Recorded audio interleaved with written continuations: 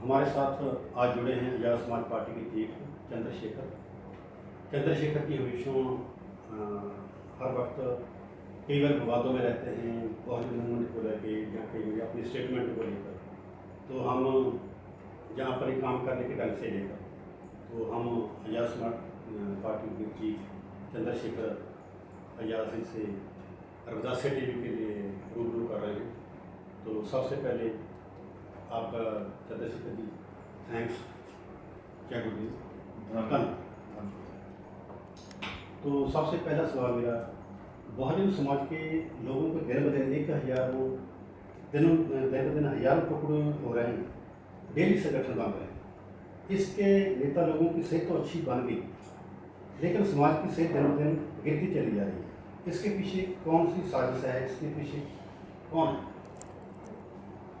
ये मैं किसी दूसरे को दोष देने से बेहतर ये समझना चाहूँगा कि इसके लिए समाज ही दोषी है, क्योंकि समाज जो है इतने लंबे समय से चोर लुटेरे को देख रहा है और ये भी समझ रहा है कि वो चोर लुटेरे कुछ कर तो नहीं रहे, उनकी वोट को ठग ही रहे, लेकिन वो उन चोर लुटेरों से दूर होने की बजाय जो है आज भी उनके भरोसे पड़ा हुआ है। जो समाज किसी के भरोसे पड़ा रहता है, किसी के सहारे पड़ा रहता है, तो उसको वही मिलेगा जो सहारा देने वाला उसको देने वाला है। अगर इस समाज को अपनी तरक्की चाहिए तो इस तरक्की के रास्ते खोलने के लिए इसको खुद जो है आंदोलन की, मिशन की, मूवमेंट की कमान संभालनी पड़ेगी और जो अच्छे लोग हैं उनको सपोर्ट करना पड़ेगा। और नेता की बात तो आप कर रहे हैं, तो बहुत सारे टुकड़े बन रहे हैं, बहुत सारे संगठन बन रहे हैं। नेता तो रोज पैदा होते हैं। काशीराम साहब कहते थे, मैं तो जो है ललवे तैयार करता हूँ, मैं कच्चे मिट्टी के घड़े बनाता हूँ, उनको जो है रोज तोड़ता हूँ। तो नेता आते जाते रहते हैं। समाज जिसको नेता मानता है वो समाज का नेता होता है। तो समाज अगर तैयार हो जाए, समाज जो है इस बात को समझ ले कि उनके लिए अच्छा कौन है, बुरा कौन है, तो मुझे लगता है कि ऐसी दुकानें जो हैं सारी बंद हो जाएंगी और जो वास्तविक काम करने वाले लोग हैं वो अपना काम जो है धरातल पर करते रहेंगे, जिससे कि समाज को बल मिलेगा। तो संगठन बनना बुरा नहीं है, सामाजिक काम करते हैं लोग, लेकिन राजनीतिक काम को करने के लिए समाज को एकजुट होने की जरूरत है और उसके लिए भीम आर्मी सामाजिक रूप से और आजाद समाज पार्टी राजनीतिक रूप से काम कर रही है और काम शुरू हो चुका है। आने वाले कल में अच्छे परिणाम जो है वो देखने को मिलेंगे।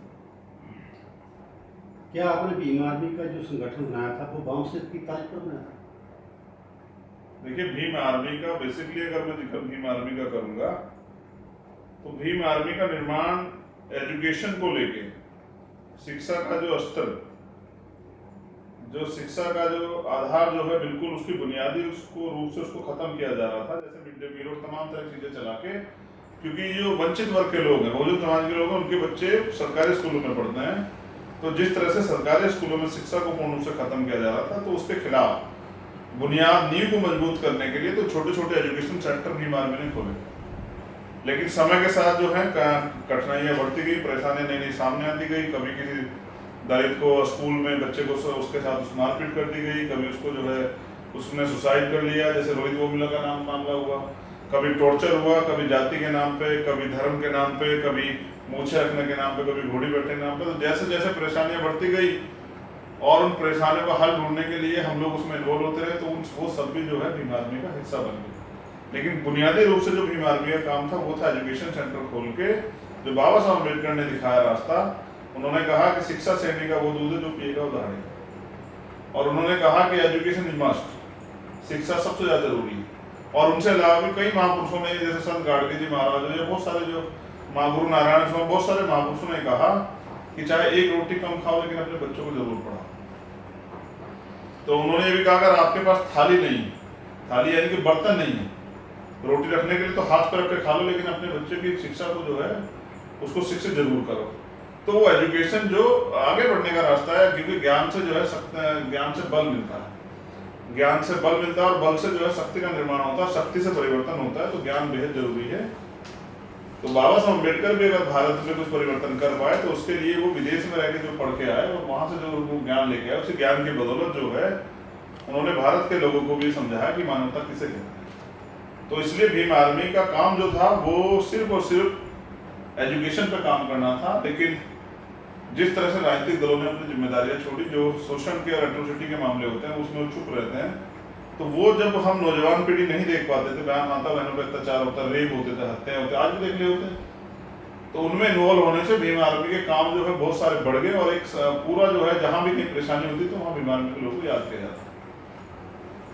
तो इसलिए आशावादी समाज है, जब कहीं भी कोई परेशानी होती तो किसी ना किसी को याद करता है। तो इसलिए जो है ठगने वाले तो बहुत, लेकिन काम करने वाले कम है। तो भीम आर्मी ने उस जगह पे अपना रोल अदा किया, तो उसका परिणाम ये हुआ कि समाज का विश्वास जो भीम आर्मी के प्रति मजबूत होता गया। और आज जो भीम आर्मी सभी फील्ड में काम कर रही है, उनका अपना राजनीतिक दल भी है, सामाजिक रूप से भी वो गरीब बच्चों की शादी कराते हैं, भारतीय संविधान की सुरक्षा करते हैं, कहीं भी कोई सरकार अधिकारों को उठाराघात करती है उसके लिए आंदोलन भी करते हैं। चाहे वो आपको याद, दिल्ली में गुरु घर तोड़ा गया तो उसके खिलाफ भी आंदोलन हुआ। तो जितने भी अब किसान आंदोलन, तो भीम आर्मी उसमें पार्टिसिपेट करती है। जब CNPR एनआरसी आंदोलन चलता है तो उसमें भी भीम आर्मी जाती है। तो जहाँ जहाँ बहुजन समाज के लोगों को परेशानी होती है, उनके हक अधिकार छीने जाते हैं, उनका अपमान होता है, उनके मान सम्मान का खिलवाड़ होता है, बहन बेटियों की इज्जत के साथ जो है धक्का किया जाता है, उनको परेशान किया, तो वहाँ भीम आर्मी। मान्यवर ने 70-92 में सपना देखा था बाउंसर का, लेकिन उसको बनाते बनाते 6-7 वर्ष की गाड़ी 1978 में बनाया। उसके बाद 3-4 साल बाद DSO बनाया 82 में। उसके बाद फिर जाकर 84 में बसपा बनाई। कम से कम एक 14-15 साल का स्पेस। लेकिन आपने आजाद समाज पार्टी बनाने की थोड़ा जल्दबाजी की, क्या उसके पीछे क्या था? देखिए, मुझे ऐसा लगता है कि समाज में जब कोई लीडर तैयार होता है, जब समाज जब किसी लीडर को तैयार करता है तो उसकी पहचान बनाने में 10 साल लगभग लग जाते हैं। और जिस तरह का ये एक बड़ा समाज है, जिसको अगर हम बहुजन समाज करें, इसकी आबादी 85%, और अगर मैं बेसिक दलित समाज की बात करूं तो इसकी खुद की आबादी 30%। तो 30% आबादी कोई एक आदमी नहीं चला सकता है, उसके लिए हजारों लोगों की जरूरत है। जैसे 542 जो है लोकसभा की सीटें हैं, उनका सबसे बड़ा जो कारण है वो यही है कि भारत की आबादी के हिसाब से उनको डिस्ट्रीब्यूट किया गया। तो कोई आदमी पंजाब में जो है, यहाँ इतने CM बनाए गए हैं, इतने प्रदेशों में उतने CM बनाए गए हैं। तो इस लड़ाई को लड़ने के लिए, और वो लड़ाई जो है वो लड़ी जाए, और बुनियादी रूप से उन लोगों को न्याय मिले जिनके लिए लड़ाई लड़ी जा रही है, उनके सभी मुद्दों पे सुनवाई हो। क्योंकि जब तक हम आप किसी को सुनेंगे नहीं तो उसका हल कैसे निकालेंगे? तो उन समस्याओं को सुनने के लिए कोई ज़्यादा लोग चाहिए। इसलिए मुझे ऐसा लगता है कि जो चीज़ आपने बताई कि मान्यवर साहब को इतना समय लगा, तो उस समय हम पे संसाधन भी बहुत कम थे, और उस समय इस तरह से लोग तैयार भी नहीं थे। अब तो मान्यवर काशीराम साहब के तैयार किए लाखों लोग हैं, जिनको अपमान करके या जो धक्का देके जो है, या उनको जो है उन पे आरोप लगा के निकाल दिया गया मूवमेंट से। अब तो हजारों लोग वही हैं। और पिछले 6 साल में मैं अगर आपको बताऊं कि 2010 से शुरू हुआ काम, जो भीम आर्मी बिना नाम से चला था, और 2014 में उसको भीम आर्मी का नाम दिया गया। और 2014 के बाद जैसे 78 में मान्यवर काशीराम साहब ने बामसेल बनाई, और 84 में बहुजन समाज पार्टी बनाई, उसी तरह से 2014 में जो भीम आर्मी बनी, तो 6 साल बाद 2020 में आजाद समाज पार्टी बनी। और आजाद समाज पार्टी अभी तो अपना कैडर ही तैयार कर रही है। यानी कि जैसे माननीय काशीराम साहब कहते थे कि भाई मैंने जो है नेता बनाने की फैक्ट्री लगाई, मशीन लगाई, यहाँ से लीडर्स तैयार हुए। तो अब भीम आर्मी के नाम से पूरे देश के अंदर लीडर्स तैयार हुए हैं। आजाद समाज पार्टी के बैनर के तले नौजवान जो है राजनीति करना सीख रहे हैं, जो पुराने अनुभवी लोग हैं वो उनको गाइड कर रहे हैं, कैडर को दे रहे हैं।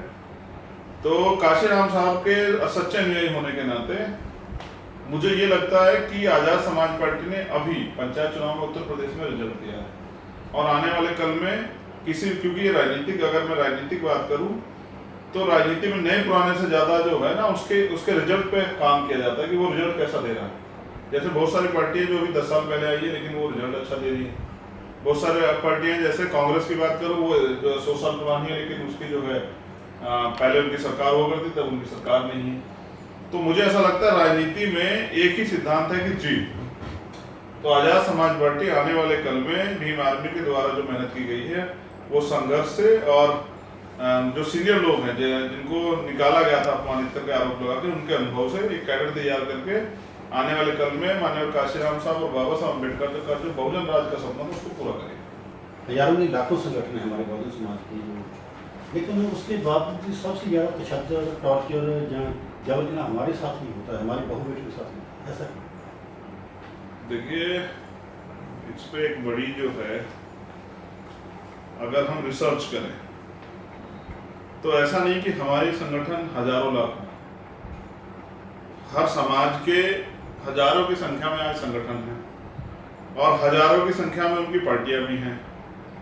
और एक अगर हम जिस समाज के खिलाफ माननीय काशीराम साहब ने आंदोलन शुरू किया था, मनुवादी समाज के पास तो अपनी अपनी 2-3 राष्ट्रीय पार्टियां हैं। तो ऐसा कैसे हो रहा है कि उनका काम आगे बढ़ रहा है और उन पे धक्का भी नहीं हो रहा है, उनका राज भी आ गया है। तो मुझे लगता है कि लंबे समय से जो समाज गुलाम रहा है, जो अधिकारों से वंचित रहा है, वो इस चीज को अभी राजनीतिक ताकत को नहीं समझ पाया है। और जिन लोगों ने शोषण किया, आज वो हमारे दलों से नेता बनके या हमारे ही हिस्से की जो है, जो राजनीतिक सत्ता हमें मिलनी चाहिए, उस हिस्से को जो है प्राप्त करके और अपना जो है पूरा जो सामाजिक उसकी जिम्मेदारी है वो उसको आरएसएस और बीजेपी के लिए अदा कर रहा है, जिसके कारण जो है हमारी पार्टी में आरएसएस और बीजेपी के लोग बैठे हुए हैं, उसका नुकसान जो है वो हमारे दलों को उठाना पड़ता है। तो मैं ये मानता हूं कि ये शोषण तो आज का नहीं है, शोषण तो लंबे समय का है, बाबा साहब अम्बेडकर के समय भी था। हम तो पिछले 70 साल में जब से वोट का अधिकार मिला तो काफी बड़े पैमाने पे तैयार तो हुए और बड़े भी हैं। आज जो है जब कहीं धक्का होता है तो वहां उसके खिलाफ न्याय दिलाने के लिए आवाज भी उठती है, जो पहले नहीं उठती थी। पहले आपको याद हो तो लक्ष्मणपुर बातें कांड कितना बड़ा कांड, सामूहिक नरसंहार, वो 50,000 लोग जान गई। तो अब जो है ऐसे अगर मामले होते हैं तो उन पर सख्त कार्रवाई होती है। तो इसका मतलब जो है समाज में जागरूकता तो आई। अब जरूरत है, और जिस पीड़ा को मैं भी महसूस करता हूँ और आप भी महसूस करते होंगे, कि इस दल में इस दलीय एकता को और मजबूत किया जाए और ये सभी संगठन जो है इस छत्र के नीचे आके काम करें। तो मुझे ऐसा लगता है कि इसके लिए हमें प्रयास करना चाहिए और मैं इस प्रयास में लगा हुआ हूँ और उम्मीद है कि सफल हूँ। ये सच्चाई है कि आपके साथ यूथ है, उत्तर प्रदेश से लेकर या पंजाब से लेकर यूथ, लेकिन यूथ बेरोजगार भी है, लेकिन उसके बावजूद तो आपको संगठन चलाने को या समाज पार्टी चलाने को फंडिंग कहाँ से? देखिए, यूथ बेरोजगार है, इसके लिए मैं दोषी नहीं, इसके लिए तो सरकारें दोषी है जिन्होंने उनको बेरोजगार रखा। हाँ, बात फंडिंग की कही तो जो मेहनत कश बहुजन समाज है वो रोटी भले ही कम खाए लेकिन अपने मान सम्मान स्वाभिमान की लड़ाई जरूर लड़ता है। तो किसी भी कार्य को करने के लिए सच्ची तमन्ना की जरूरत होती है, जिसको माननीय काशीराम साहब कहा करते थे कि तमन्ना अगर सच्ची हो तो रास्ते हजार होते हैं, तमन्ना अगर झूठी तो बहाने हजार होते हैं। तो अभी तो जो समाज जो है हमें लोगों के रूप में यानी कि जनबल के रूप में समर्थन देता है, वही समाज जो है इस आंदोलन को चलाने के लिए हमें आर्थिक मदद यानी कि चंदे के रूप में वो भी हमें देता है, जिनके बदौलत जो है हम इस आंदोलन को चलाते हैं। और मैं तो उस गुरु का चेला हूँ, उस नेता का चेला हूँ जो एक वोट के साथ एक नोट की मांग करते थे और उन्होंने लिया भी, और जिन्होंने जब समय ये सब महसूस किया कि इस आंदोलन को चलाने के लिए ज्यादा पैसे की जरूरत है तो खुद को बेचना शुरू किया, जो अपने वजन के बराबर और फिर अपनी उम्र के बराबर जो है पैसे अपने कार्यकर्ताओं से लेते थे। तो ऐसे समाज को, जो आशावादी समाज जिसका मैंने पहले भी जिक्र किया, जो इस देश में तमाम तरह की गुलामी से पीड़ित है और अपने हक अधिकार चाहता है, सम्मान स्वाभिमान चाहता है, लड़ना चाहता है, इस देश को मजबूत करना चाहता है, अपने जो है हिस्से के अधिकार जो डकारे गए हैं, ठगे गए हैं, छीने गए हैं, उनको प्राप्त करना चाहता है। तो वो मदद भी करता है, आर्थिक रूप से भी, वो वोट भी देता है, वो आपके साथ आंदोलन में भी खड़ा होता है। तो वो जो बहुसंख्यक समाज, अगर मैं काउंट करने पे आऊँ तो 85% बहुजन समाज की आबादी है, अगर उसका एक आधा हिस्सा भी मेरे साथ खड़ा है, यानी कि अगर 40-42% लोग मेरे साथ खड़े, तो उनकी आबादी लगभग अगर मैं काउंट करूँगा तो वो बैठेगी 60 करोड़ के लगभग। अगर मैं एक दिन में उनसे मांग करूँ तो 60 करोड़ रुपए भी मैं तैयार कर सकता हूँ। लेकिन मुझे लगता है कि जब ये आंदोलन अभी सीमित संसाधनों पे चल रहा है तो मुझे जो है उनके मेहनत की कमाई को उनके परिवार से दूर करने की बजाय जो है उनको अपने काम करते रहना देना चाहिए और मुझे अपना काम जो है सीमित संसाधनों पे करते रहना चाहिए। जैसे जैसे मानव का मूवमेंट जोर पकड़ता गया, साथ एक ताकत बनते गए, लेकिन उसके बाद अगर देखा जाए तो 1978 से लेकर साहब को उस वक्त की तत्काल सरकारें, कांग्रेस की सरकारें थी, कांग्रेस ने उसको सीए का एजेंट किया। तो लेकिन आपके ऊपर ऐसा किसी ने, ना बीजेपी ने ना कांग्रेस ने ऐसा कोई कभी आरोप नहीं लगाया, क्यों? ये तो इसके लिए तो अपनी दल बहुत है, जो एजेंट बताने के लिए मेहनतकश लोगों को रखा रास्ता रोकने के लिए एजेंट बताने के लिए खड़े रहते हैं। देखिए, कांग्रेस ने, क्योंकि कांग्रेस को उस समय माननीय काशीराम साहब से, क्योंकि उस समय बहुजनों का कोई दल नहीं था, तो उनको राजनीतिक जो है उनको डर था, कल ये आदमी जिस वोट को हमने बेवकूफ बनाया हुआ है थोड़ा सा लाभ देके उनकी बात करके उस वोट को तैयार करके अपने के साथ ले जाएगा और अपना राज स्थापित कर लेगा। तो मुझे लगता है कि जिन लोगों को आज मुझसे डर है कि जिन वोट को हमने गुमराह किया है जाति धर्म के नाम पे या अपने आप दल कह के, अपना दल कह के, मूवमेंट कह के, अगर ये समाज को इसने कैडर करके तैयार कर लिया तो कल ये अपने राज्य को स्थापित कर लेंगे। तो और जो चोरी या जो पिछले दरवाजे से बीजेपी का सहयोग हो रहा है वो बंद हो जाएगा। तो वो लोग मेरे ऊपर आरोप लगाते हैं और मैं ये कहना चाहता हूँ आपके चैनल के माध्यम से कि जिस पे मेरे खिलाफ कुछ है वो उसको साबित करे या जनता के बीच में रखे। लेकिन मैं ये भी समझता हूँ कि एक कहावत है कि जिसकी सफलता न रोकी जा सके, जिसका सामना न किया जा सके, उस पर आरोप लगाए जाते हैं।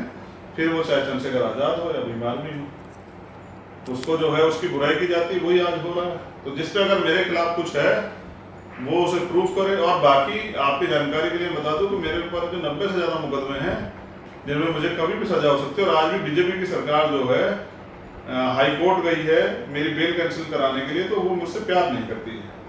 तो अगर समाज के लोग आँख खोल कर देखें और सच को देखने का प्रयास करें तो आपको ये भी पता लग जाएगा कि आज के समय में कितने लोगों पे जो है बीजेपी के लोग मुकदमा कर रहे हैं और किन कारणों से कर रहे हैं। मेरी व्यक्तिगत राय से बीजेपी के लोग मेरे ऊपर मुकदमा नहीं करते हैं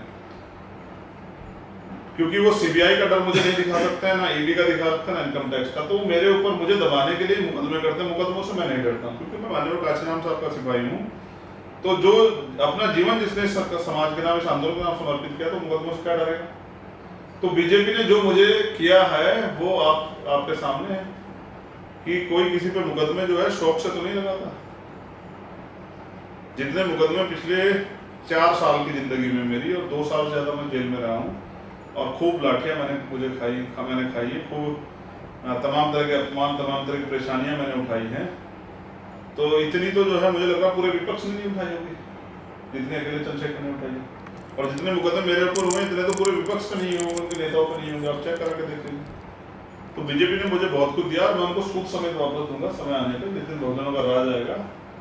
तो उन लोगों को जो इस अन्याय पे टिकी गैर बराबरी की व्यवस्था को मजबूत करना चाहते हैं, आरएसएस के लोगों से मैं उनका हिसाब साहब ने जैसे जो एम्प्लॉयज थे उनको जोड़ने का काम किया, उनसे फंडिंग भी होती थी, उनमें से कोई पॉलिसी मेकर भी थे। तो लेकिन आपके ऐसे क्या हो रहा है जहाँ आपके साथ किसको ऐसे मिला देखिए मिशन 78 काशीराम के नाम से, क्योंकि 78 में माननीय काशीराम साहब ने बामसेप बनाई और क्योंकि किन्हीं कारणों से आज बामसेप की छवि जो है और बहुत सारे बामसेप बन गई। तो जिस तरह की छवि जो है कुछ व्यक्तियों के कारण बामसेप की बनी है उसको ध्यान में रखते हुए, मगर माननीय काशीराम साहब के सामाजिक आंदोलन और उनके जो है सिद्धांतों को ध्यान में रखते तो मिशन 78 काशीराम की घोषणा जो है आज़ाद समाज पार्टी बनाने से पहले मैंने की थी, जिसमें हजारों कर्मचारी आज जुड़ चुके हैं। और वो कर्मचारी जो है हमारी नीति और हमारे लिए जो है थिंक टैंक का काम करते हैं। वो जो अभी नहीं जुड़े हैं उनको हम धीरे धीरे जोड़ने का काम कर रहे हैं। और जिस तरह के झूठे मुकदमों का शिकार भी हमारे लोगों को बनाया जाता है, उसके लिए हमने जो है अपना अधिवक्ता मंच भी बनाया है, जिसमें हम हर जिले में 10 से ज़्यादा और 10 से 20 वकील जो है बहुजन समाज के SC OBC और माइनॉरिटी के जो है वकील उनको भी तैयार कर रहे हैं। उनका भी सेल जो हमने लीगल सेल अपना बनाया है। आने वाले कल में इन सब चीज़ों से निपटने के लिए हमारी तैयारी जो है वो जारी है। जैसे मानव कम से कम 8-10 से 20 घंटे का भी कैडर लगाते थे या कैडर करते थे। आपकी पार्टी में कैडर कौन करता है? जो पुराने माननीय काशीराम साहब के साथ के जुड़े हुए लोग हैं, जिनको माननीय काशीराम साहब ने तैयार किया, जो किन्हीं कारणों से निराश होकर या उनके ऊपर आरोप लगा के हताश होकर वो घर बैठ गए, तो मैंने उनको बहुत सैकड़ों की संख्या में लोगों को तैयार किया। और मैं खुद कैडर मैंने माननीय काशीराम से खुद 3 बार कैडर लिया है। मेरे साथ ऐसे बहुसंख्यक लोग हैं और जो जिन प्रदेशों में हमारा नया काम स्टार्ट हुआ है वहाँ से भी मैंने ऐसे लोगों को जोड़ने के लिए एक मुहिम चलाई है कि वो जो माननीय काशीराम साहब के चेले हैं, जो माननीय काशीराम साहब के सिपाही, जिनको काशीराम साहब ने तैयार किया था कैडर देके, अगर उनको वो लोग जो है अपनी जिम्मेदारी समझते वापस मिशन में आकर नौजवानों को कैडर देने का काम करें, तो ये जो स्पीड है हमारी राजनीतिक रूप से ये दुगनी हो जाएगी। और इसके लिए मैंने बहुत सारे लोग तैयार किए। बहुसंख्यक रूप से हमारे कैडर जो है हर महीने होते हैं और उसी कैडर का परिणाम है कि जो उत्तर प्रदेश पंचायत चुनाव था उसमें गरीब जनता ने, जैसे आपने कहा कि आजाद समाज पार्टी भीमान का यूथ है, लेकिन वोटर सिर्फ यूथ नहीं है। तो गरीब समाज जो है, शहरों में रहने वाला जो पैसे वाला आदमी है उसकी अपेक्षा जो गांव में रहने वाला गरीब समाज, जिसमें महिलाएं हैं, हमारी बहनें हैं, हमारे बुजुर्ग हैं, हमारे नौजवान हैं, उस बड़े समाज ने आजाद समाज पार्टी को उत्तर प्रदेश के अंदर भरोसा दिखाया है। उसी भरोसे की बदौलत जो है हमें और काम करने की हिम्मत मिली। और जिन लोगों ने हम पे भरोसा देके, क्योंकि वोट का अधिकार कोई छोटा अधिकार नहीं है, वोट एक बड़ी ताकत है, वोट एक बड़ी वैल्यू है, उसने वो अधिकार उन्होंने हमें दिया है। तो उस अधिकार की रक्षा के लिए हम लोग जो है और मेहनत से काम कर रहे हैं कि उस समाज को भी जो है कुछ वापस लौटा सके, जो समाज जो है इतने लंबे समय से अपेक्षित है। अभी हाल ही में आपका स्टेटमेंट आया कि उत्तर प्रदेश में आगामी चुनाव में बसपा के साथ अलायंस किया जा सकता है। जी, अगर बसपा अलायंस के लिए तैयार नहीं होती, जहाँ उसको कोई रिस्पॉन्स नहीं आता, तो फिर आप किसके साथ जाएंगे? देश के साथ या कांग्रेस के साथ? मैं अपना काम करूंगा और मैं अपनी ताकत को इतना मजबूत करूंगा कि मुझे किसी के अलायंस की जरूरत ना पड़े। और अगर हमारी लीडरशिप ये कहेगी, हमारी कोर कमेटी बैठ के डिसीजन लेगी कि भाई हमें जाना चाहिए किसी के साथ, तो फिर उस पर जो है चर्चा होगी और सब लोगों की सहमति से उस पर निर्णय लिया जाएगा। कांग्रेस के लिए मैं अपनी स्थिति क्लियर पहले ही कर चुका हूँ कि कांग्रेस की कथनी करनी में फर्क है। जब आपने मेरा वो स्टेटमेंट सुना था तो ये भी शायद सुना होगा कि कांग्रेस की कथनी करनी में फर्क है। जहाँ उनकी सरकार होती है वहाँ दलितों पे अत्याचार होते हैं, मुसलमानों पे अत्याचार होते हैं, पिछड़े वर्ग के लोगों पे अत्याचार होते हैं, उनके अधिकार छीने जाते हैं, वहाँ वो कुछ चुप रहती है। लेकिन जहाँ उनकी सरकार नहीं होती वहाँ वो जो है खुलकर मैदान में आके साबित करना चाहती है कि वो बहुजन हितैषी है, दलित हितैषी है।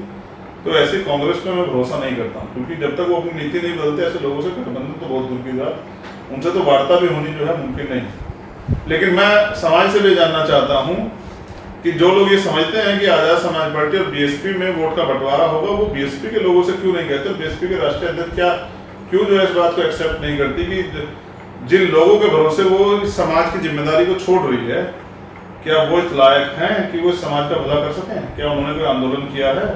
क्या उनकी समाज के लिए कोई कुर्बानी है, या समाज में जाके उन्होंने कभी कोई लड़ाई लड़ी हो? तो मैं समझता हूँ, कभी कभी मुझे ऐसा लगता है कि माननीय बहन जी को जो है उनके परिवार ने कैद कर रखा, वो किसी डर के कारण जो है अपने परिवार के कहे अनुसार कार्य करती है।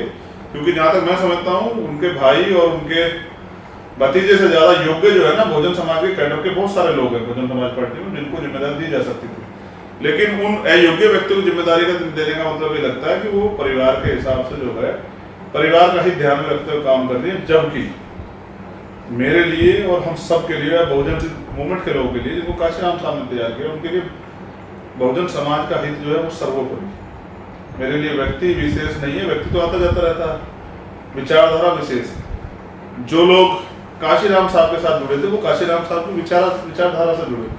देखिए, लोग तीन प्रकार से जुड़ते हैं। पहले घटनाओं से, जो तब तक जुड़े रहते हैं जब तक उस घटना का हल नहीं निकलता, और जब कोई घटना होती तो लोग आपके साथ जुड़ते हैं, घटना जब खत्म हो जाती तो लोग आपके साथ से चले जाते हैं। दूसरे लोग जुड़ते हैं नेताओं के साथ, जैसे कोई नेता आया उसके साथ उसके से जुड़े उसके समर्थक है, नेता चला गया तो लोग भी चले गए। लेकिन तीसरे लोग जो जुड़ते हैं वो जुड़ते हैं विचार से, और जो विचार से जुड़ते हैं वो अस्थायी होते हैं, लंबे समय के लिए। तो माननीय काशीराम साहब ने विचार से लोगों को जोड़ा था। वो विचार जो है हमारे पास, उनके जो सिद्धांत थे उनमें से एक भी अगर बहुजन समाज पार्टी के पास हो तो आप हमें बता दीजिए। उन्होंने तो उनके नारे भी बदल दिए, ठीक है। तो मैं उन पर कोई टिप्पणी नहीं करना चाहता, मुझे बहुत काम है, मैं उस पर अपनी एनर्जी भी खराब नहीं करना चाहता। लेकिन मैं आपको विश्वास दिलाता हूँ कि मैं माननीय काशीराम साहब के सिद्धांतों से इधर से उधर नहीं हटूंगा। उस समय बड़ी दुश्मन जो है कांग्रेस थी, क्योंकि कांग्रेस रूलिंग पार्टी थी। अभी बड़ी दुश्मन भारतीय जनता पार्टी, वो सत्ता में है। तो सबसे पहले भारत को सुरक्षित करने के लिए और भारत के संविधान को सुरक्षित करने के लिए भारतीय जनता पार्टी को सत्ता से बेदखल करना जरूरी। बिहार में आपने वहाँ के विधानसभा चुनाव में आपने इलेक्शन किया, हेलीकॉप्टर में प्रचार किया, लेकिन वो हेलीकॉप्टर का जो मुद्दा था काफ़ी एक इशू बना। लेकिन जो हेलीकॉप्टर की पॉलिटिक्स है उसमें आपको कितना फायदा हुआ, कितना नुकसान? देखिए, मेरे लिए वो सिर्फ और सिर्फ उस चुनावी समय में ज़्यादा रैलियाँ करने का और अपने लोगों तक पहुँच के अपनी बात रखने का मुद्दा था। क्योंकि बिहार एक बड़ा प्रदेश है और एक विधानसभा दूसरी विधानसभा में समय है और एक परमिशन का बहुत सारा मुद्दा है। जो जिन साथियों के साथ मेरा गठबंधन था उनके हेलीकॉप्टर से मैंने कई सारी जो है यात्राएं की हैं, क्योंकि वो भी चाहते थे कि मैं उन क्षेत्रों में जाऊँ, वहाँ से जुड़ा हुआ भीम आर्मी और आजाद समाज पार्टी के वर्कर जो है हमारी पार्टी को वोट दें। हाँ, कुछ लोगों के पेट में दर्द जरूर हुआ है, जो खुद जो है महलों में रहते हैं उनके पेट में इस बात को लेकर दर्द हुआ है। लेकिन बहुजन समाज का एक बड़ा वर्ग खुश भी हुआ, उनको लगा है कि कोई ऐसा एक और नेता उनका तैयार हुआ जो हेलीकॉप्टर से घूम रहा है। और इसमें बुराई क्या, दलित खूब हेलीकॉप्टर से घूमे, मैं तो चाहता हूँ हर दलित के घर पे हेलीकॉप्टर हो। लेकिन इस पे दलितों को तकलीफ होने की बजाय उन लोगों को ज्यादा तकलीफ है इंटरनल, जो दलितों के स्वाभिमान सम्मान को नहीं देख पा रहे हैं। अगर एक दलित का बेटा हेलीकॉप्टर में बैठता है मैं तो चाहता हूँ कि हमारी मूवमेंट इतनी हो, क्योंकि बीजेपी के लोग 100 हेलीकॉप्टर लेके चुनाव प्रचार कर रहे थे, तो हम तो चाहते हैं आजाद समाज पार्टी देश की बड़ी राष्ट्रीय पार्टी बने और उसके बाद हजारों हेलीकॉप्टर, उन हेलीकॉप्टर से वो रैलियां भी करें और अगर समय समय पर उनकी जरूरत हो तो उनसे जो है गरीब लोगों को मुसीबतों से निकालने का काम करें। तो ये कोई बड़ा काम नहीं, मुझे लगता है ये तो सवाल ही जो है कोई बेढंगा सवाल है, इसमें कोई इंटरेस्ट नहीं है। आप अपने आप को मानवता का फॉलो बताते हैं, अनुयायी बताते हैं, लेकिन जब भी कहीं कोई ना कोई बाई इलेक्शन होता था, जैसे इलाहाबाद में या पूर्वी दिल्ली में जहाँ कुछ ऐसे साहब खुद आकर लगते थे कहीं ना कहीं, मतलब अपने आप को उभारने, अपने समाज की बात रखने के लिए, और वो लड़ते भी था किसी इंटरनेशनल पर्सनैलिटी या देश की जो मनी प्रमानी या जानी पहचानी हस्ती, जैसे जीवन भी हुआ या पी सिंह, ऐसे लोगों के साथ वो कंपटीशन करते रहे हैं, लेकिन आपने अभी तक ऐसा लगता नहीं किया। हाँ, मुझे ऐसा लगता है कि मैंने, आपने शायद ध्यान नहीं दिया है, मैं 2019 में लोकसभा चुनाव लड़ने के लिए माननीय काशीराम साहब के जिस फॉलोअर्स की बात आपने की उसी को फॉलो करते हुए नरेंद्र मोदी के खिलाफ चुनाव लड़ने के लिए बनारस गया था। लेकिन जिनका आप जिक्र नहीं कर रहे हैं और मैं भी जिक्र नहीं कर रहा हूँ, वो जो बहुजन समाज पार्टी की विरासत को संभालने वाले होंगी, उन्हीं हमारे नेता ने ट्वीट करके इस बात की पुष्टि की थी कि अगर चंद्रशेखर वहाँ लड़ेंगे तो मोदी जी आराम से जीत जाएंगे, इसलिए जो है बीजेपी के लोगों ने इनको कहा है कि वो चुनाव लड़े। तो मैंने ये जनता के उसमें कि भाई मेरे वजह से मोदी ना जीत जाए, इसलिए मैंने विड्रॉ किया, जबकि मैंने काशीराम साहब के सिद्धांतों का पालन करते हुए वहाँ चुनाव लड़ना चाहा था। और मैंने ये भी चाहा था कि हमारा पूरा कैडर लड़के वहाँ आरएसएस के वजीर को यहाँ पर घेरने का काम करे, जिससे कि जैसे मान्यवर काशीराम साहब राजीव गांधी के खिलाफ चुनाव लड़े, और उन्होंने इस बात को चुनाव के बाद जो है अपने साथियों को समझाने का प्रयास किया था, क्योंकि लीडर्स की सारी चीजें जो है लोग नहीं समझते हैं, तमाम तरह के उनके जो है सवाल खड़े होते हैं। तो कैडर में उन्होंने इस बात को समझाया था कि मेरी वजह से कांग्रेस को कितना बड़ा नुकसान हुआ, कि जब मैं राजीव गांधी के खिलाफ चुनाव लड़ रहा था तो राजीव गांधी किसी दूसरे के प्रचार में जाके अपनी ही राजनीतिक जमीन बचाने में लगा था। तो मैंने सोचा था हमारे कैडर ने कि जब हम नरेंद्र मोदी के खिलाफ चुनाव लड़ेंगे तो जब हमारा सारा कैडर वहाँ काम करेगा तो आरएसएस के ज्यादा लोग और नरेंद्र मोदी वहीं रहेंगे। क्योंकि आप देखो किसी भी चुनाव में जब चुनाव होता है, लोकसभा का चुनाव हो या लोकसभा के बाद जो प्रदेश के चुनाव हुए हो, मोदी जी सबसे ज्यादा रैलियां करते हैं, वहाँ के जो विधानसभा उम्मीदवार है उनसे ज्यादा रैलियां जो है प्रधानमंत्री करते हैं। तो मैंने चाहा था कि लोकसभा चुनाव में क्योंकि भारतीय जनता पार्टी सरकार ना बनाए तो मैं उनको वहाँ मजबूत टक्कर दूं, जिससे कि मोदी जी बाहर के क्षेत्र में जाने की बजाय बनारस में ज्यादा समय दें, और उनकी वजह से जो वोट ट्रांसफर होने वाला है, वो थोड़ा सा वोट जो बढ़ेगा सभी लोकसभाओं में वो ना बढ़े। लेकिन ये बसपा से जुड़ी हुई हमारे जो नेता उनको पसंद नहीं आया, उन्होंने तमाम तरह के आरोप लगाए। तो मुझे फिर वो चुनाव, क्योंकि समाज हित में, क्योंकि मैं समाज से आता हूँ और समाज का हित मेरे लिए बोल, तो मुझे छोड़ना पड़ा। मैंने उनसे कहा, मैंने उनसे अपील भी की थी कि आप लड़ लीजिए, क्योंकि मोदी जैसे जो आरएसएस और बीजेपी पार्टी का मुख्य चेहरा था उसके खिलाफ तो मजबूत आदमी तो लड़े। मैंने ये मांग जो है जो गठबंधन के दल थे उनसे भी की थी, लेकिन उन्होंने तो मजबूती दिखाई। लेकिन मैंने उनसे ये भी मांग की थी कि आप मुझे लड़ा दीजिए, अपने बैनर से सब लोग संयुक्त रूप से लड़ा दीजिए, मैं उसके रूप में लड़ूंगा। लेकिन मैं मोदी के खिलाफ लड़ना चाहता था, काशीराम साहब की उसी विचारधारा को आगे बढ़ाते, लेकिन वो मौका मुझे नहीं मिला।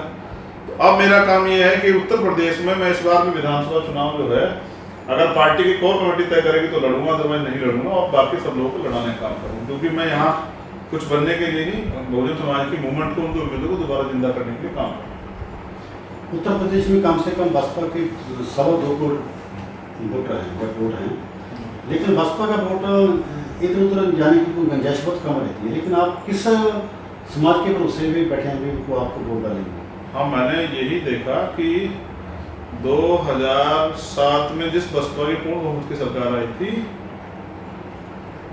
और बीजेपी का टिकट भी कोई लेना पसंद नहीं करता था, 2012 में उसी पार्टी के 88 वोट विधानसभा विधायक आए थे। फिर 2014 में उसी जिस वोट की आप बताते हैं उसी वोट के भरोसे उनके 0 मेंबर ऑफ पार्लियामेंट सीट आई थी। 2017 में उनके 18 विधायक जीते थे। 2019 में समाजवादी और आरएलडी से गठबंधन के बाद उनके 10 मेंबर ऑफ पार्लियामेंट जीते। तो आप भी जानते हैं और मैं भी जानता हूं कि उनका वोटर जो है किस तरह से शिफ्ट हुआ, कहाँ का शिफ्ट हुआ है। उस वोटर को दोबारा से ही बहुजन प्लेटफॉर्म पर लाने के लिए आजाद समाज पार्टी के वर्कर काम कर रहे हैं, और मैं सिर्फ जो है उस समाज के भरोसे चुनाव लड़ने जा रहा हूं जो समाज 5 साल परेशानी में रहता, लेकिन नेता उनके बीच में वोट मांगना जाता है लोकसभा और विधानसभा चुनाव में। लेकिन भीम आर्मी का कार्यकर्ता 24 घंटे 7 दिन और पूरे 5 साल चुनाव खत्म होने के बाद से लेके और दोबारा चुनाव आने तक, यानी कि पूरे 5 साल जनता के बीच में रहते हैं, काम करते हैं, उनके अधिकारों की लड़ाई लड़ते हैं, उनके लिए आंदोलन करते हैं।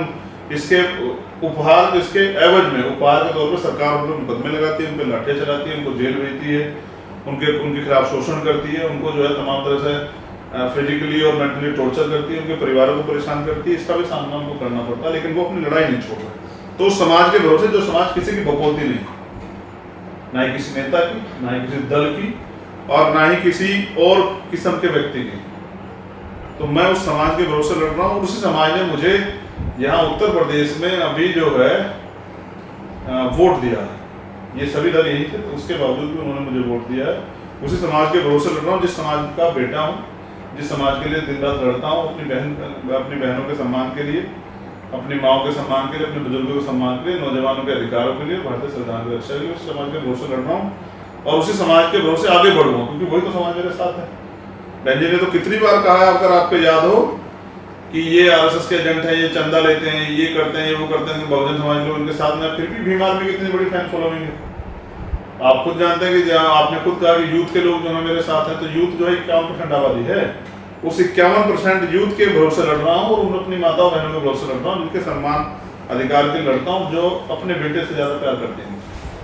अभी हाल में आपके एक स्टेटमेंट आया जासूस पार्टी के सतीश चंद्र मिश्रा के बारे में, लेकिन मनोज बोलता था कि मैं ब्राह्मणों के खिलाफ नहीं, ब्राह्मणवाद के खिलाफ। मैंने कोई ऐसा स्टेटमेंट नहीं दिया, कुछ आपके पास हो तो दिखाइए, मुझे बताइए। तो जब मुझे मेरे पास इतना समय नहीं है कि गद्दारों के खिलाफ कोई बात करूं, ऐसा मेरे को समय नहीं है। मैं अपने काम पर ध्यान देता हूँ। जब कोई आप जैसा योग्य व्यक्ति पूछता है तो कुछ कह देता हूँ। बाकी मेरे को इतना समय नहीं कि मैं ऐसे लोगों पर जो है टिप्पणियाँ करूँ। आपको शायद कोई गलतफहमी हो, चेक करिए अगर आपके दिमाग में कुछ हो तो बताइए कौन सा स्टेटमेंट। तो अभी आप पंजाब में चुनाव आ रहे हैं, लेकिन उसकी अपनी कितनी तैयारी आपकी पंजाब? हाँ, उसी की तैयारी के लिए मैं पंजाब में, और यहाँ हमारी पार्टी का संगठन जो है प्रदेश लेवल का और जिला लेवल का खड़ा हो चुका है। अभी हम लोग जो है विधानसभा लेवल पे काम कर रहे हैं, उसके साथ साथ ब्लॉक और सेक्टर और बूथ कमेटियाँ जो है बना रहे हैं। मुझे पता है कोई भी चुनाव लड़ने के लिए बूथ कमेटी होना बहुत जरूरी है। बूथ से चुनाव जीता जाता है, जो बूथ जीत के आएगा वो चुनाव भी जीतेगा। तो धरातल पे हमारा काम जारी है और मैं उसकी समीक्षा करने के लिए यहाँ था। आज हमारे संत हुए हैं श्रवण दास जी, उनकी 49वीं बरसी भी थी, तो उनको भी नमन करने के लिए आया था। और यहाँ की जो टीम है, अभी भी जब हम लोग बात कर रहे हैं तो रात के 11 बज रहे हैं, शायद मुझे लगता है 11 बजे किसी पार्टी कोई नेता जो है किसी को इंटरव्यू नहीं दे रहा होगा। तो आप समझिए कि इसका मतलब अभी भी हम लोग फील्ड में हैं, और ये भी जो है एक हमारा काम ही हो रहा है कि मुझ में अपनी बात रख रहा हूँ। उन बातों के जरिए जो है वो संदेश जो है रविदासिया टीवी के माध्यम से हमारे लोग सुनेंगे। तो हमारा काम पंजाब में तैयार है, यहाँ यूथ का बड़ा सपोर्ट है। और क्योंकि लंबे समय से यहाँ कोई बहुजन समाज का नहीं बना है, कभी बीजेपी आ जाती है, कभी कांग्रेस आ जाती है, कभी अकाली आ जाते हैं, तो इस वजह से बहुजन समाज के लोगों में झटपटाहट है। उस झटपटाहट की वजह से उन्होंने पिछली बार आजाद समाज आम आदमी पार्टी को भी वोट दिए। अब जब हम उनके बीच में जाते हैं, उनसे अपनी बात रखते हैं, तो वो कहते हैं हम पे विकल्प नहीं था, अब आजाद समाज पार्टी आ गई है, अब हम आजाद समाज पार्टी को वोट देंगे और आजाद समाज पार्टी सरकार बनाने का काम करेंगे। तो आपकी पार्टी जो पंजाब में एक सीएम के तौर पर चेहरा देखा था, सिंगाराम सोमरग 2 बार तय कर चुके साहब के साथ, तो आज वो चेहरा गायब है, फिर किसको चेहरे के तौर पर सीएम? देखिए, वो भी उस समय यहाँ कार्यकर्ताओं की मांग थी, लेकिन उनके द्वारा सतगुरु रविदास जी महाराज पर टिप्पणी की गई। वो हमारे कुलगुरु हैं, मैंने जाति में जन्म लिया चमाड़ जाति में, तो उनके अपने गुरुओं महापुरुषों का अपमान जो है करना वो ठीक नहीं है। इस वजह से जो है एक बार उनको इस बार के लिए वार्निंग की गई। दोबारा जब उन्होंने किया तो समाज का मतलब अपने गुरुओं महापुरुषों को ध्यान के मान सम्मान ध्यान रखते हैं उनको पार्टी से निकाला है। ठीक है, बात यह है कि ये जो सीएम का मामला है, जब आपका बहुमत आता है तो आपका विधानसभा दल जो है, विधायक दल जो है वो तय करता है कौन बनेगा। तो यहाँ हमारे प्रदेश अध्यक्ष हैं, उनका जो भी निर्णय होगा वो हमें मान्य होगा। मुझे पंजाब में चुनाव नहीं लड़ना। अगर मुझे पार्टी ने कहा कि मुझे पंजाब से चुनाव लड़ना है तो मैं भी यहाँ पे काम करूँगा। तो वो काम कर रहे हैं, जब उनका बहुमत आएगा, सीएम का जो चेहरा होगा वो सबको बताएगा, छिपा के तो नहीं रखा जाएगा सीएम को। हाँ, लेकिन मुझे ऐसा लगता है कि अब यहाँ बहुजन समाज जो है, जो जातियों में बटा समाज है, उस बहुजन समाज को हम लोग कैडर देके और साइकिल यात्रा करके और तमाम तरह से माननीय काशीराम साहब के दिखाए रास्ते सस्ते संसाधनों से एकजुट करने का प्रयास करेंगे और उसको राजनीतिक ताकत समझाने का प्रयास करेंगे। और आशा उम्मीद है कि वो अपने, जैसे माननीय काशीराम साहब कहते थे कि दूसरों को महलों से बेहतर होती है अपनी टूटी हुई झोपड़ी, तो वो अपने भोजन मूवमेंट में आना पसंद करेगा और आके जो है भोजन मूवमेंट को ताकतवर बनाएगा। दोपहर क्षेत्र में जितने भी दासिया धर्म के लोग रहते हैं, जिस सभी की एक डिमांड है जो आदमपुर का एक उसका हवाई अड्डा है, उसका जो नाम है सतगुरु रविदास महाराज के नाम पर रखा जाए, उसके बारे में आप? देखिए, मैं इस मांग का समर्थन करता हूँ क्योंकि वो एयरपोर्ट जो है, ये मामला मेरे भी संज्ञान में जो है आ जाए कि आदमपुर एयरपोर्ट का नाम जो है सतगुरु रविदास जी महाराज के नाम पर रखा जाए। तो पंजाब तो में तो इतना बड़ा जो है ये मक्का है चमारों का, डेरा सच्चन बल्ला और तमाम तरह के हमारे यहाँ डेरे हमारे जो है यहाँ महापुरुष रहते हैं। तो वो जगह जालंधर जो है उसमें जो आदमपुर ये एयरपोर्ट है, इसका नाम सतगुरु रविदास जी महाराज के नाम पर होना चाहिए। मैं इसका समर्थन करता हूँ, मुख्यमंत्री से मांग करता हूँ कि जब केंद्र ने मंजूरी दे दी है, जैसे मुझे जो है बताया गया, तो उसके हिसाब से उनको मंजूरी देकर इसको बनाना चाहिए। और अगर वो ऐसा नहीं करते हैं तो मैं पार्टी लीडरशिप से कहूँगा कि 15 दिन जो है वो कल प्रेस रिलीज करके जो है इस बात के लिए मुख्यमंत्री को कहें। अगर 15 दिन में नहीं करते तो मुख्यमंत्री का घेराव करें। हम जिंदा कौमें अपने अधिकार लेना जानते हैं, मुख्यमंत्री ऐसे नहीं करेंगे तो ऐसे करेंगे। तो मैं पार्टी लीडरशिप से कहूँगा कि वो इस पर आंदोलन खड़ा करें। बेसिकली एक और चीज़ जो मैं आपसे कहना चाहता हूँ कि मैं मांगने वाला नहीं, देने वाला समाज बनाना चाहता हूँ। मैं तो चाहता हूँ कि यहाँ बहुजन समाज के लोग इकट्ठे होकर जो है ना अपनी सरकार ही बना लें। तो चाहे सारे एयरपोर्ट के नाम जो है सतगुरु रविदास जी महाराज या भगवान वाल्मीकि महाराज या गुरु नानक देव संत कबीर के नाम पर रख दें, या और जो हमारे गुरु महापुरुष हुए संत जो हुए उनके नाम पर रख दें। तो यहाँ कॉलेजों के नाम बाबा साहब या किसी और के नाम पर रख दें। लेकिन वो कब तक जो है दूसरों से मांगते रहेंगे? मांगने वाला हमेशा जो है वो कभी शासक जमात नहीं बनता। तो मैं तो चाहता हूँ, माननीय काशीराम साहब ऐसा चाहते थे कि बहुजन समाज शासक जमात बने। मैं उसके लिए ही उनको समझाने का प्रयास कर रहा हूँ। उम्मीद है कि ये प्रयास सफल भी हो। आप जब भी पंजाब आते हैं तो जितने हमारे विलासी धर्म के डेरे हैं उस पर आपका आना जाना लगा रहता है, क्या इसको 2022 की राजनीति की तरफ देखेंगे? हाँ, अगर अपने गुरुओं महापुरुषों को नमन करना राजनीति होती है तो आप सब चीज़ों से देखें।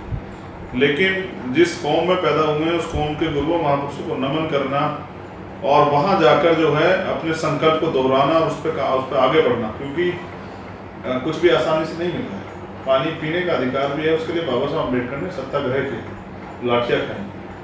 तो यहाँ तो वो वर्ग है जो तमाम तरह की सुविधाओं से जो है वंचित था।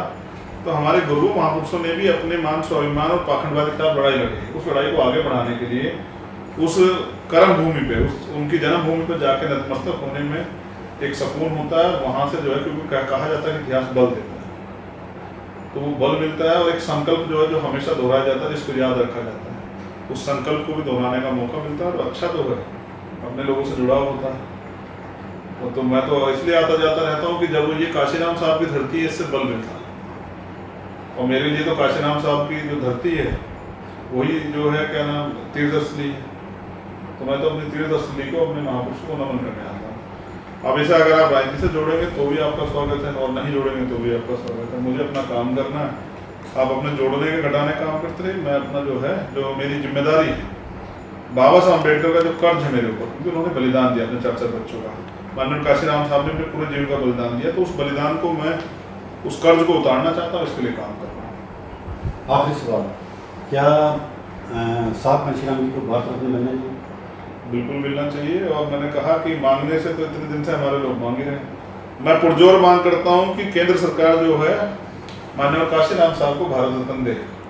और अगर नहीं देती है तो जिस दिन हम लोग केंद्र की सत्ता में आएंगे तो सबसे पहले माननीय काशीराम साहब के साथ साथ जो और भी बहुजन महापुरुष हैं, जिनमें राष्ट्रपिता ज्योतिबा फुले, जिनमें छत्रपति साहू जी महाराज, शिवाजी महाराज, जिनमें संत गाडगे जी महाराज, नारायण गुरु, पेरे यादव, पेरे रामनायक स्वामी, बिरसा मुंडा, उसके साथ बाबू जगदेव प्रसाद कुशवाहा, जननायक कपूरी ठाकुर, राम प्रसाद वर्मा जी, तमाम महापुरुष, बाबू मंगू राम सिंह मंगोवालिया, ऐसे जो हमारे युग पुरुष महापुरुष हुए, रहबर हुए, उनको सबको जो है भारत रत्न देने का, क्योंकि उन्होंने ये किया है, वो इसके हकदार देने का काम करेंगे। तो मैं तो माननीय काशीराम साहब को दिखाए पे अपना हाथ ऐसे रखना चाहता हूँ। लंबे समय से हमारा हाथ ऐसे ही तो है। तो इसलिए मैं स्वाभिमानी व्यक्ति हूँ और इस लड़ाई को आगे बढ़ाने का काम करूँगा। और मुझे आशा उम्मीद है कि ये समाज भी आशावादी समाज है। हमेशा जो है ये जो है बहुत परेशानियों में भी वो रास्ता ढूंढ लेता है। तो ये समाज जो है अभी इतना जल्दी किसी एक नेता के कमजोर पड़ने से या रुक जाने से या रास्ता भटक जाने से इधर उधर नहीं होगा। ये फिर से अपनी लड़ाई तैयार करेगा, आंदोलन तैयार करेगा और जीतेगा। और ताकत बनेगा और माननीय काशीराम साहब के अधूरे सपने को, बाबा साहब अम्बेडकर, माननीय दीना वाल्मीकि साहब के पूरे पूरे सपने को पूरा करेंगे। धन्यवाद। जय भीम, जय भारत।